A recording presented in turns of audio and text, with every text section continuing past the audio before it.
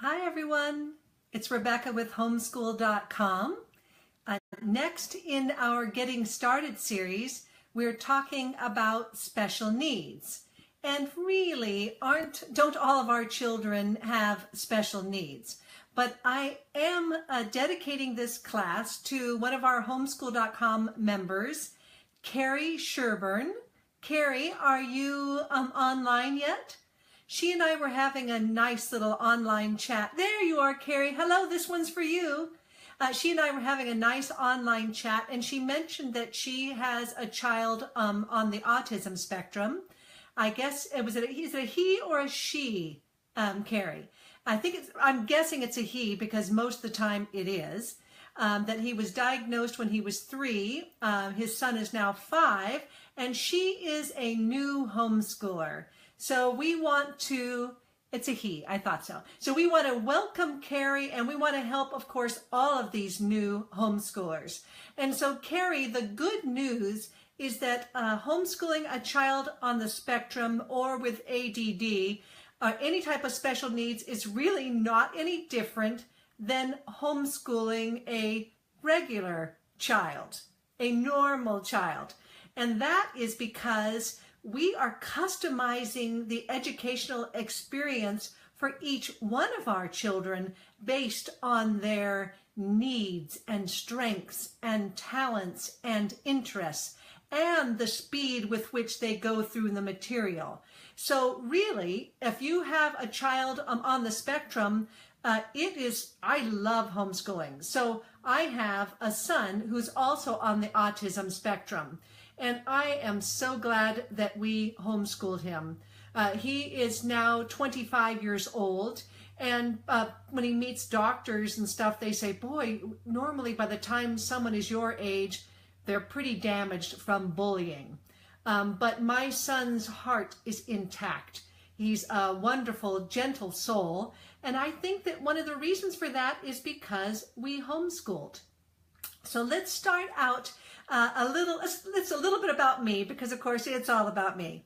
Okay, I have a master's in special education, and I ended up not being a special ed teacher, but I ended up having a child with special needs. So go figure. Isn't that interesting how sometimes that's the way that things work out? I also homeschooled for 20 years. So if you're watching this, either you're live with us right now or you're watching the recording, you are not alone.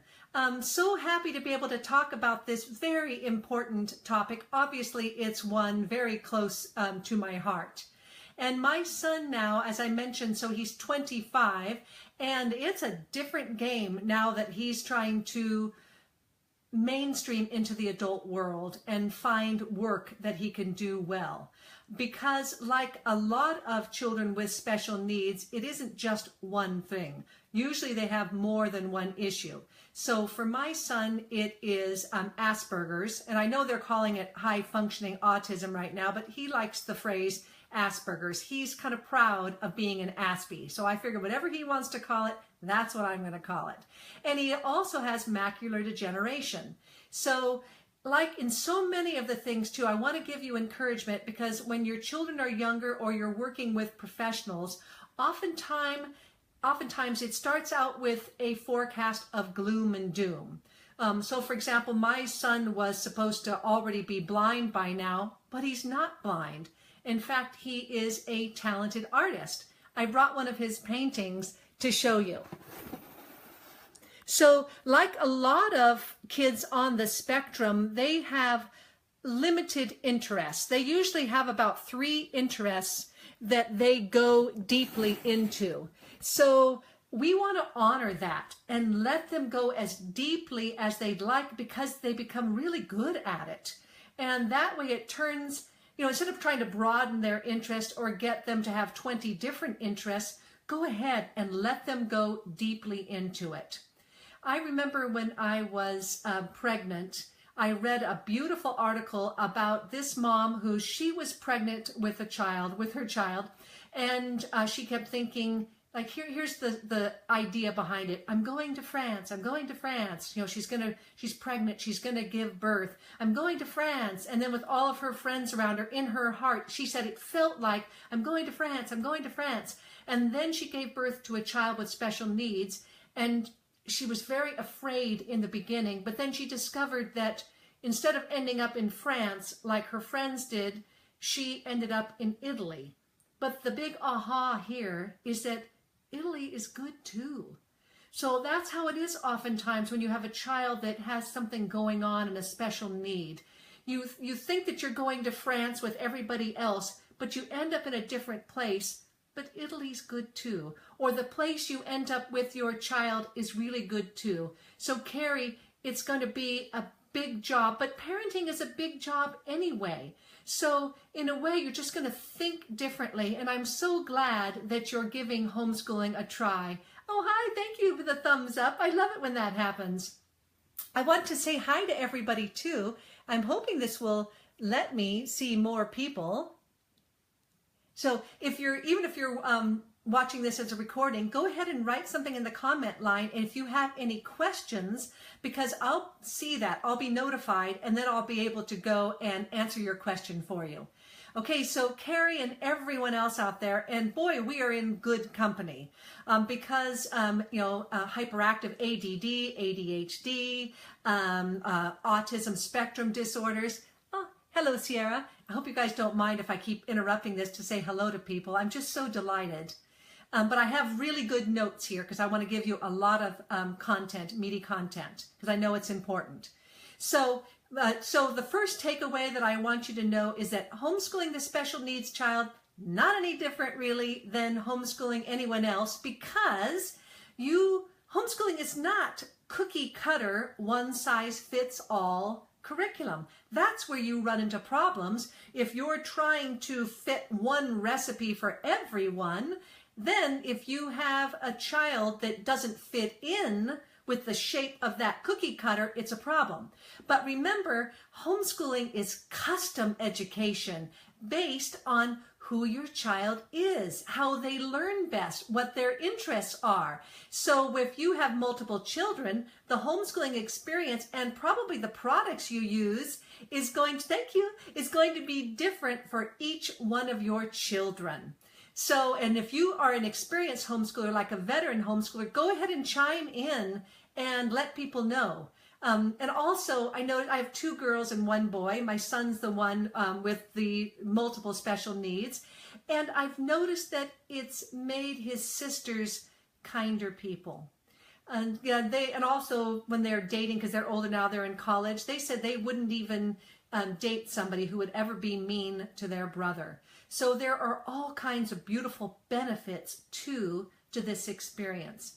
And I know that when you first get a diagnosis like this, like we did for the blindness and then we did for the Asperger's, boy, that's a pretty hard place to be in. And at least for us, when we were done with that and we were done feeling guilty and done wringing our hands and worrying all the time, I set the intention that I wanted us all to be better because of this experience. And that has made a huge difference. I really encourage you to do that. Take a pause and just decide whether you pray or meditate, decide that, and just ask that everybody involved be better because of this experience, because it is a beautiful, beautiful experience. The textbook that I'm learning for tonight's class is The Spark. And I know that it's showing up backwards. Isn't that interesting? It's because I'm using an iPad to film this and the camera is reversed. So now you have to hold this up to a mirror for you to be able to see. But the title of the book is The Spark, A Mother's Story of Nurturing Genius. And it's by Christine Barnett. I love, love, love this book. So when her son was young, he had some pretty big issues going on. They said he was never going to be able to read. He'd be lucky if he would know how to tie his shoes. And the mother didn't accept that diagnosis. and she decided to meet him where he was. That sometimes in the beginning, it's all about therapy, and you're trying to fix the child all the time. And she decided that they were going to have fun, that it wasn't all going to be about therapy and fixing what's broken. Instead, she was going to help him figure out what he was really good at. And it ended up that he's a prodigy for math and science. And in fact, he's doing work that may eventually earn him a Nobel Prize. So pretty inspiring story of starting here and ending up here. And in the comment field, I'm going to post in a TED Talk by him when he was a teenager. Oh, it was just wonderful. So if you get a chance, read Christine Barnett's book, The Spark. It was a page turner. I read it all the way from cover to cover. She starts out when her son is young, and then eventually she's just covered with reporters because they can't believe this, and they talked her into writing this book. And Christine, I wish I could meet her because I just want to shake her hand and thank her. So if you have special needs or just any parent, read this book. One of the neat examples she gives is that she had a parent group that would come to her house. And one of the teenage girls, probably on the spectrum and also with some hyperactivity, couldn't sit still. Instead, this girl would go to the kitchen and start opening all the cupboards and touching everything. And somebody else might have been annoyed by that, and I'm sure it would have been tempting, or they would have tried to fix her. But instead, Christine, she meets the child where they are. She was paying attention, and we want to do that too. So she started teaching this girl how to cook. And she found out that the girl really had an interest in doing desserts. So Christine kept working with her, and the girl was eventually able to get a job in a bakery. And isn't that beautiful? Because if your child is younger, you know, my child is older now, and finding meaningful work is really a challenge because so many times they can't handle the setting, the physical environment. So I love the way that this author was looking at the situation, and I want us to do that too. I think it really makes a huge difference. And also, I want to give you some advice. So as I mentioned, special ed teacher, didn't really help me that much with the homeschooling, go figure. But still, I learned about the psychology of it. 20 years homeschooling experience, child on the spectrum. So here is my best advice for you. So take it with a grain of salt. Know that it's meant with a lot of love.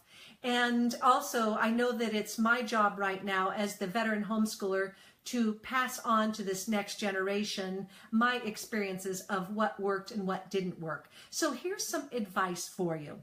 Okay, advice number one, whether it's with your special needs child, hello there. Hi, Sierra. Nice to meet you. This is so great. So I'm so glad you joined us too. So whether you have a special ed child, special needs child, or a regular child, you are going to pay attention to their interests, right?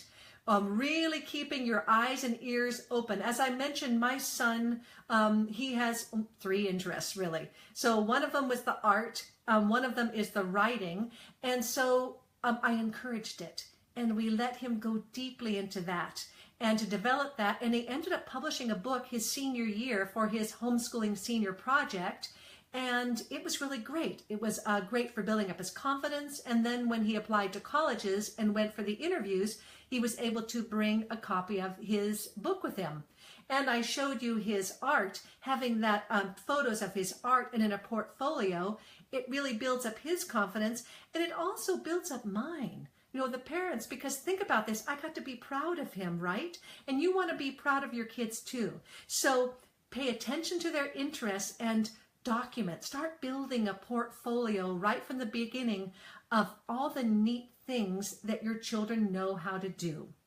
Advice number 2 is focus on what he can do, because there is an awful lot of thinking of this child as broken. Because sometimes we think that different is bad or different is broken. It isn't. It's just Italy instead of France, right? And Italy is just as great as France. It's just different. We have to shift our head. So focus on what your child can do.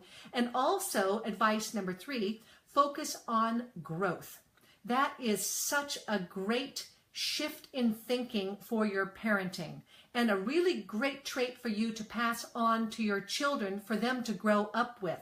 Because whenever we do something new, we are kind of bad at it at the beginning. So you don't want to evaluate things or grade things all the time as good or bad or A or C or F student, right? It's just that you do these things, and the more you do something, the better you get at it. So remind them of that, oh, look at the growth here. Your handwriting used to look like this, and now it's the end of the semester, and look how you've improved. Look how you've grown. Look how many books you've read or listened to. Look where you started out in math and where you are now. Look how you didn't know how to tie your shoe before, and now you do. Look how many words you know how to read now. Really focus on growth.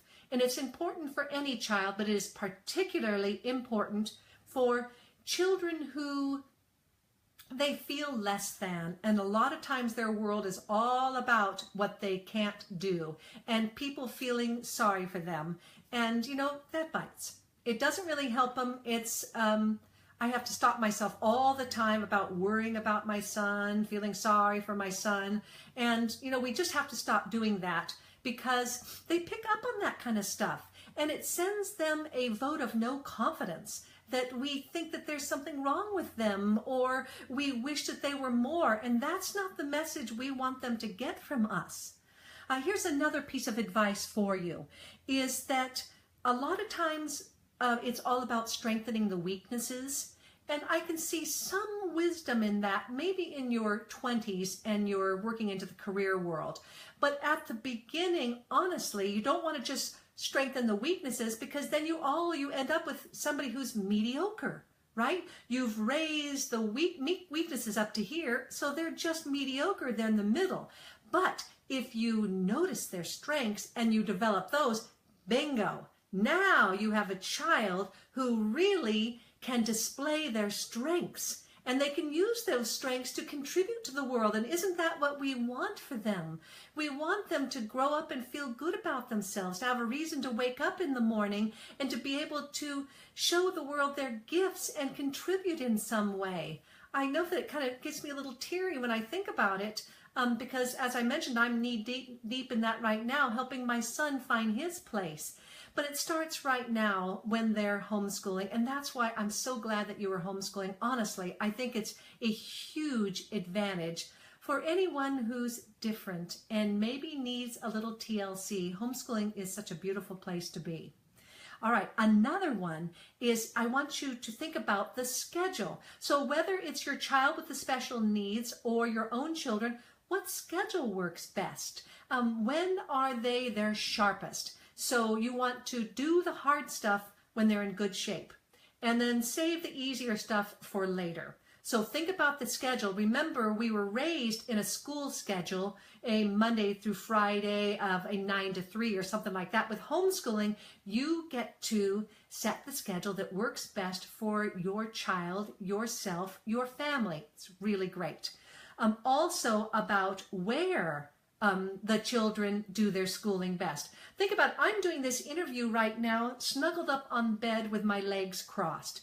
And it's not hurting anybody that I'm not sitting at a desk or sitting at the table. We can do our own best work in lots of different settings. So don't be afraid to think outside the school box. In fact, try to pretend that that box doesn't even exist. And that will really get your creative juices flowing. Hi, thank you. Thank you for the thumbs up. It's so cute to see these going across the screen. Also, the how they learn. So I'm going to do some classes about curriculum, but that's really neat too, because remember that one size fits all school environment, we don't have to do that when we're homeschooling. So the most popular style of homeschooling, it's called eclectic homeschooling. That means a little bit of this, a little bit of that. And so whether it's your child with the special needs or your daughter who's reading really early or your son who's a really good builder, you're going to find the curriculum and the learning products that work for them, that really enhance their learning. So it's not that big of a deal. You just have to think differently. And here's one of my philosophies too. I'm never allowed to say I can't. And our family know that's the rule. We're never allowed to say I can't. Instead, we have to ask, how can I? So I want you to keep asking those questions too. Where can I find a curriculum that's going to work for my son? How can my child learn math facts? How can my child learn how to read, tie their shoe, work on their speaking? And of course, remember, you're not alone too. Build a team, get wonderful people, positive people, encouraging people, loving people who can help you on your way. Because this is a marathon, parenting, it's a marathon, it's not a sprint. So you're going to have to get a really good support team with you to help you in this beautiful journey that you're experiencing, your trip to Italy. All right, looking down here too. Oh, of course, I want you to keep it fun. That's our goal. That's why I wrote Homeschooling and Loving It, joyful homeschooling. I loved homeschooling. Now, was it perfect every single day? Of course not. Sometimes I was tired or crabby, and sometimes they were, and we switched the schedule. But think about it. I loved it enough that we didn't burn out, and we were able to do it for 20 years. And when I was coming up to meet with you tonight, I asked my son, I said, hey, are you glad that you homeschooled? And he said he thought it was the best thing that he did. Another thing too is that I always gave my children the choice. So when my son was coming into 7th grade, his dad and I talked with him, and of course I did all the talking. And I said, well, we chose homeschooling for you in the beginning, but now you're going into 7th grade, and we really would like you to make the choice of which setting you think is best for you. So I took him on a tour. I know this is crazy, but this is just the kind of person I am. I took him on a tour of all the different kind of schools in the area. I took him to Montessori, to Waldorf, to the Catholic school, to the charter school, to the public school, even the public school. Oh my gosh. And then he decided, he said, no, I think that homeschooling is the place for me. That's what I want right now. And what a difference I saw in him when he made the choice. I didn't have to nag at him to do anything anymore. He got behind his choice, and that was really powerful. Now, his freshman year in high school, we moved to a new town, and all of the kids decided to go to school for the first time because they thought it would help them make friends. So even though it kind of broke my heart, I let him do it. And it ended up being great. It didn't, nobody got wrecked because my kids went to school for a year. So my son spent his freshman year at a public school, and he described it as so much busyness for so little learning, out of the mouths of babes. Now, at the time, I knew about his vision disorder, but I didn't know about the Asperger's. And one time when I picked him up from school, he was kind of crying. He was teary, and I said, what happened? And he said he was in PE class, and they were the wrestling team came over and to teach him how to wrestle. And he's a big guy. He's 6'2", 6'3". He's built like a football player, but really he's kind of a big baby. He's this gentle, loving soul. And they were trying to do that kind of macho, tough love stuff on him, and it hurt his feelings. So anyway, fortunately, he didn't have lots of experiences like that, and he stayed in school because it was just kind of a one-off.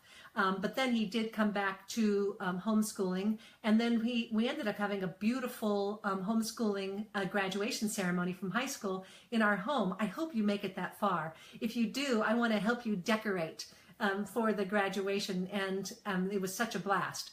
But keep it fun, and I like to give them the choices, and I really like to listen to them. I encourage you to listen to your kids.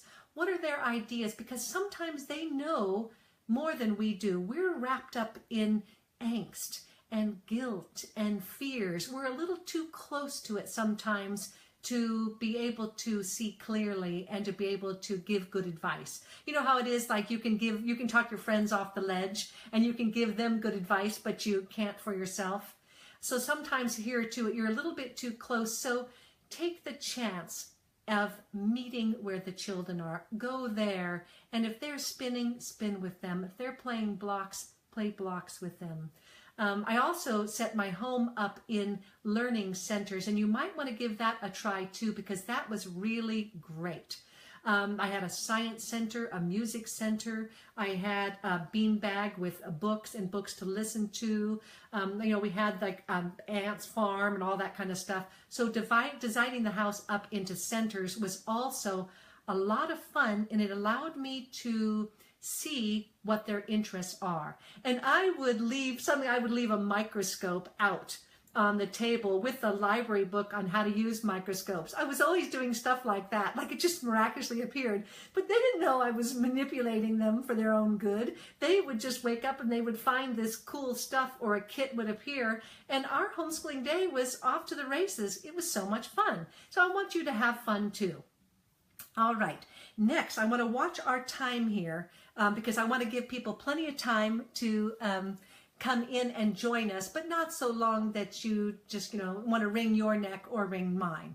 So last topic is, what would I do the same and what would I do differently, knowing what I know now? Okay, so the first thing is that I accidentally handled anger management well. So a lot of the children, they do have anger management. And as I mentioned, I didn't know that it was because of Asperger's. All I knew is that sometimes my son would lose it. So I sat with them and I talked with them and I said, okay, now next time, right before you think you're going to lose it, go ahead and excuse yourself. Give me the signal. And usually it was in an environment, a noisy environment or a busy environment. And go ahead and excuse yourself. And I gave him permission to go wait in the car. He was nice and safe. And to listen to an audio book.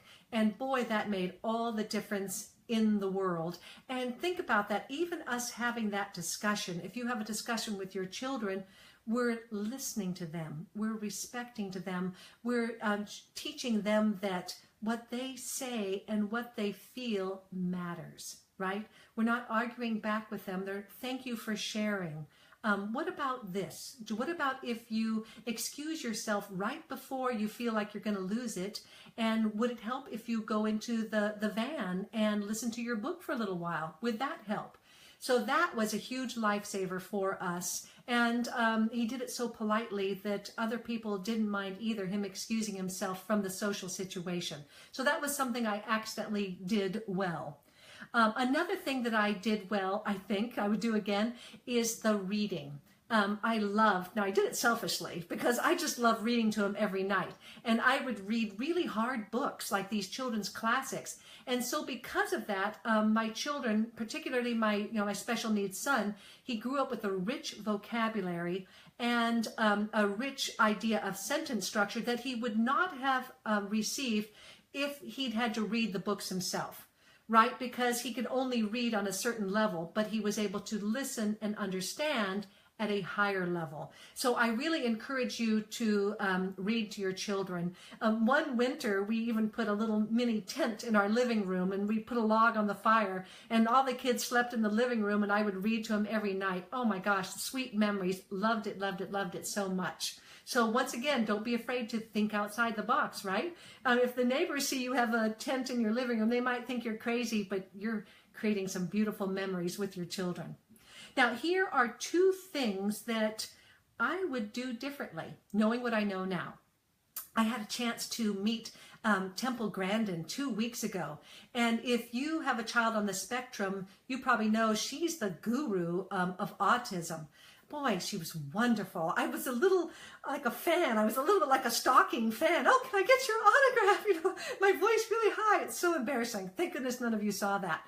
But she was so gracious. She let me interview her, and I'm going to paste a link with her advice in the comment section of this video. Here's what she had to say, and she's so right, okay? Because we are behind now because I didn't do what she said because I didn't know it at the time. She said that she thinks, especially if you have a child with special needs, your goal is for them to have 3 work experiences before they graduate from high school. because when they graduate from high school or they graduate from college, they're in the work world, and it is a different game, and it's hard. We're trying to homeschool again now in this adult world. So I think that she is absolutely right. If I was in a time capsule, I would go back, and even if he was uncomfortable with it, I would use that loving push to get him out more and to having work experience, because that will make a huge difference. So I pass that on to you. Another thing that I would do differently is I have discovered how important food is. I didn't know that a lot of these neurotransmitters and serotonin, it is developed in the stomach, in the gut. And if you have a child who's ADHD, who's hyperactive at all, my goodness, what a difference a food makes. One time with my son, we were out to Old Sacramento having a great time, and I gave him some of that popcorn that has different colors. He was bouncing off the wall, and it only becomes worse. And so I read this great book, which I highly recommend. It's called The Autoimmune Solution by Dr. Amy Myers. She has I skipped right to the cookbook section because maybe I'm a little ADHD too. But she has these fantastic recipes of really, really clean food. So did you know, for example, that if you have a child on the spectrum, they're not supposed to have any gluten at all? When I saw a special doctor and I was telling him about some of the symptoms my son was having, he said, "Does your son have a sensitivity to gluten?" We had him tested. It's off the chart. So if you have a child who's special needs, get them off the gluten. That's the wheat, the whole wheat pasta. And it is much easier than you think. So you can do a 2-week experiment. That's what I did. I cleaned up all of our diet. So whatever I do for him, I do for us, because I figure if it's good for a special ed child, a special needs child, it's good for us too, right? So I got rid of the sugar. That almost killed me. I have not been able to sustain the no sugar thing, but we've gotten much better about it. But I did, I took out the dairy and I took out the gluten. And I also went almost grain-free, and in 2 weeks, what a difference. It was, I did not have the same child. He felt so much better. And you know, if you have a child with special needs, they have gut problems all the time. It's kind of gross to say, but you know how it's one day they have diarrhea, the next day they have constipation? Oh yeah, it's food issues come right with this. So I would encourage you, go to her website and start making her recipes. But definitely get off the gluten, because I can see if my son eats any kind of gluten, it's almost like his brain fractals. And suddenly it's like squirrel, squirrel. He can't pay attention to anything. So I encourage you, give it a try. Try to clean up your diet. Now I know it's hard if they're picky eaters. My kids were raised with weird food because I like trying weird food all the time, and we traveled quite a bit. So they were kind of raised, and they're always good sports about trying new things. So it wasn't as hard for my family as it is for a lot. But think about, your goal is eat foods as close to their natural form as possible.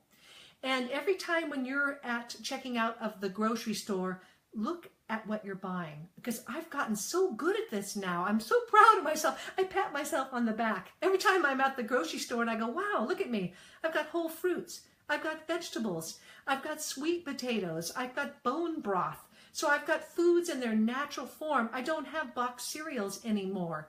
If I do have crackers, they're the healthier kinds. If I do have chips, they're the healthier kind. I've also been forced to become a much better cook because of this, because it's really hard to find it. So do the best you can. Now, it's much easier for me to spend a lot of time cooking right now because I don't have 3 kids who are home and homeschooling. So don't beat yourself up. Do the best you can.